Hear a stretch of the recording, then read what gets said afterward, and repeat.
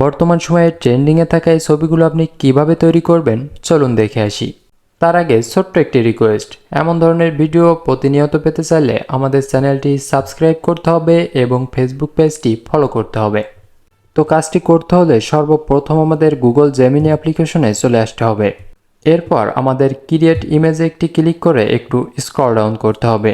এরপর প্লাস আইকনে ক্লিক করে গ্যালারি থেকে আপনার একটি মুখের সুন্দর ছবি আপলোড করতে হবে। এরপর আপনি কেমন ধরনের ছবি চান সেই সম্পর্কিত একটি প্রম্পট এখানে লিখতে হবে। তো আমি আগে থেকে প্রম্পটটি লিখে রেখেছিলাম, সেটা এখানে পেস্ট করে দিব। তো এই প্রম্পটটি কোথায় পাবেন ভিডিও শেষে আমি বলে দিচ্ছি। তো সর্বপ্রথম যেহেতু আমি আর্জেন্টিনা দলের পোস্টারটি তৈরি করব, সেই ক্ষেত্রে আমি এখানে আর্জেন্টিনার একটি প্রম্পট দিয়ে দিব।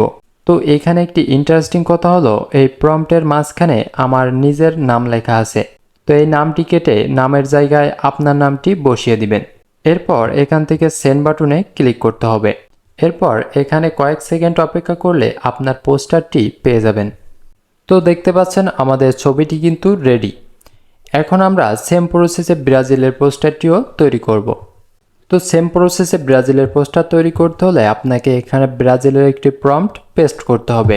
তো এখানে আবারও আপনাকে মনে করিয়ে দিই, মাঝখানে কিন্তু এখানে আমার নাম লেখা আছে, অর্থাৎ এখানে ইওর নেমের এইখানে আপনার নিজের নামটি লিখে দিবেন।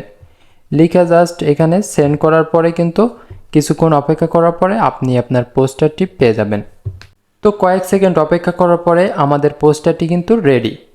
এখন আমরা এখান থেকে থ্রি ডট বাটনের উপরে ক্লিক করে সেভ ইমেজের উপরে ক্লিক করে আমাদের পোস্টারটি গ্যালারিতে সেভ করে নিব।